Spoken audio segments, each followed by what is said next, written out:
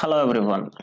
आज हम लोग के पास एक न्यू टेंस है और वो है प्रेजेंट परफेक्ट टेंस। इसके पहले हम लोग सिंपल प्रेजेंट टेंस और दूसरी साइड पे प्रेजेंट कंटिन्यूअस टेंस कर चुके हैं, तो जो लोग नहीं देखे हैं वो आप उसे देख लें और उसके बाद ये present perfect tense.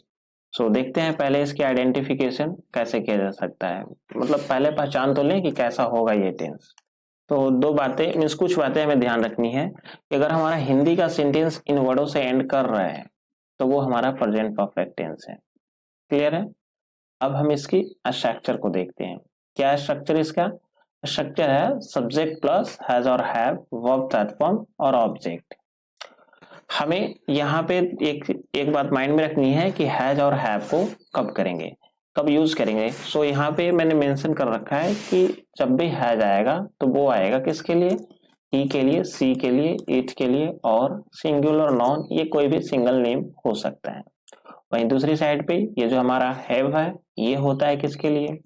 I, U, V, J and plural name, ये कोई भी नेम हो सकता है। अब यहाँ पे हमारा कुछ कंडीशंस है प्रेजेंट परफेक्ट को यूज करने का। ऐसा नहीं है कि सिर्फ चुका है, चुकी है और ये जो आइडेंटिफिकेशनल वर्ड है ये सेंटेंस के एंड में होंगे तो हम इसे समझ लेंगे कि प्रेजेंट परफेक्ट टेंस है।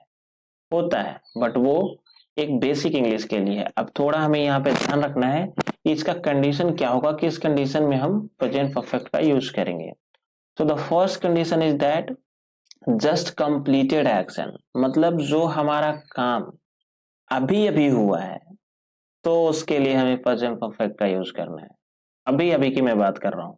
सो देखें, लाइक एक एग्जाम्पल है यहाँ, they have just eaten food, मतलब उन्होंने अभी अभी खाना खाया है। अभी अभी का जब भी सेंस हो तो प्रेजेंट परफेक्ट को फॉलो करना है। वही हमारा दूसरा एग्जाम्पल है, he has just called me, मतलब उसने अभी अभी मुझे फोन किया है। कंडीशन माइंड में रखना है, just completed action then present perfect.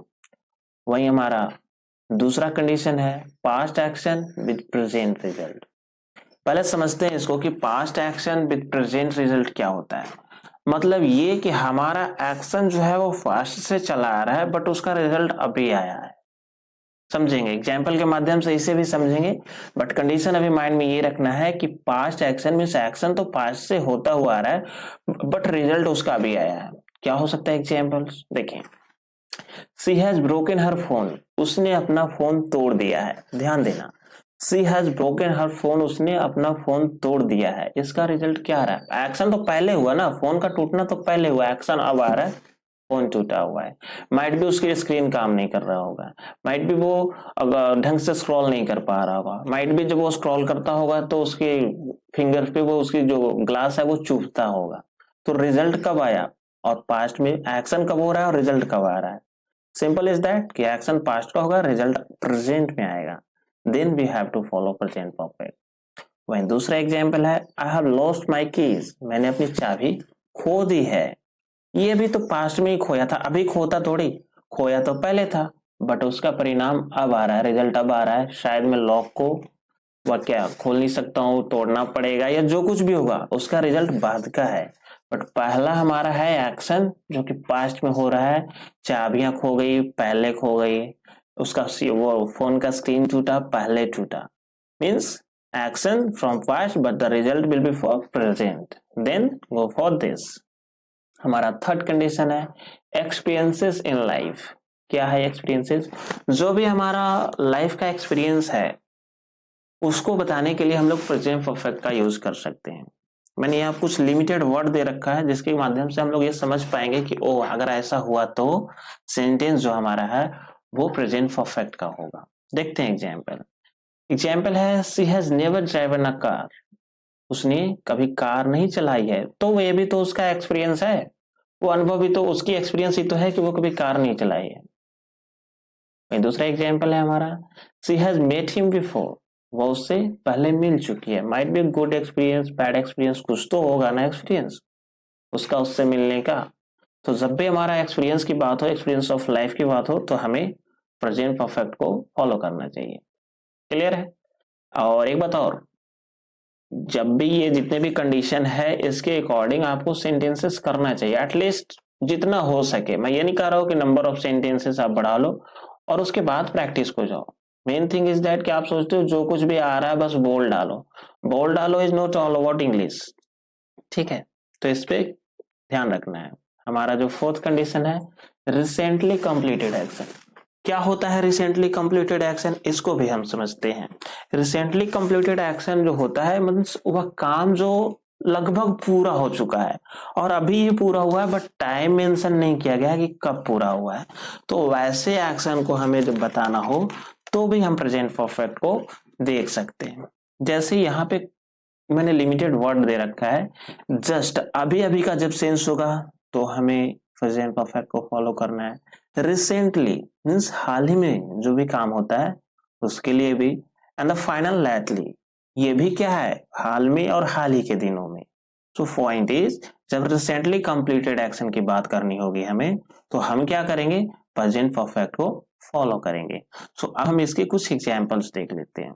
हमारा फर्स्ट एग्जांपल है the teacher has just enter the room, means शिक्षक अभी अभी कमरे में आए हैं, ये रिसेंट कंप्लीटेड एक्शन है, शिक्षक अभी अभी कमरे में आए हैं।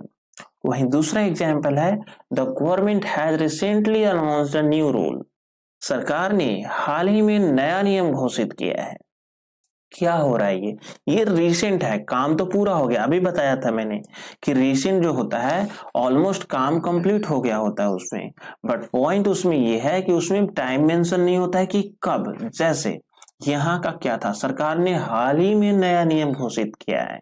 अब ये हाल का क्या सेंस है, 2 वीक पहले, 3 दिन पहले, और या क्या 2 महीने जो भी है, तो ये हाल का सेंस ऐसा है। और जो हमारा फाइनल एग्जांपल था we have lately focus on our goals, मतलब हमने हाल के दिनों में अपना लक्ष्य पर ध्यान दिया है। अब यहाँ पे थोड़ा सा कंफ्यूजन है, रिसेंटली भी हाल ही को फोकस करता है और ये लैटली भी हाल ही को फोकस करता है। इसमें एक थोड़ा सा डिफरेंस है। क्या है थोड़ा सा डिफरेंस, ये जो हमारा लैटली है ये ऑन गोइंग चेंज है। जैसे क्या है, हम हाल के दिनों में अपने लक्ष्य पर ध्यान दिए, तो लक्ष्य पे ध्यान देना ये ऑन गोइंग प्रोसेस है। ऐसा नहीं है कि जैसे for example if you think कि मुझे क्या है, मुझे इंग्लिश बोलना है, तो आज आपने ध्यान दिया, आज ने 20 दिन आपने प्रैक्टिस की, अच्छी खासी इंग्लिश होती जा रही है, फिर भी आपका प्रैक्टिस जारी है, आप फोकस्ड हैं उसके लिए, तो उस सेंस में हम लोग लैटली का यूज करेंगे। बट ये जो रिसेंटली है ये रिसेंट बताता है कि काम पूरा हो चुका है, काम पूरा हो चुका है, और ये जो लैटली है ये ऑन गोइंग प्रोसेस है, तो हम इसका यूज करते हैं। क्लियर है। अब हमारा जो फिफ्थ कंडीशन है इसका वो है न्यूज और न्यू इन्फॉर्मेशन। मींस जब भी कोई न्यूज हो और न्यू इन्फॉर्मेशन हो तो हमें प्रेजेंट परफेक्ट को फॉलो करना है। दो बातें थोड़ी सी यहाँ समझनी है। जो न्यू इन्फॉर्मेशन और न्यूज है उसमें हमें पीएचडी नहीं करना है। What can be the real meaning of news और new information? Simple sense is that if the thing is new for you then you have to go for present perfect. On the other hand, if it is coming from news side, then that time we should follow the same sense. Got it? So the example is the government has announced a new rule. सरकार ने नया नियम घोषित किया है.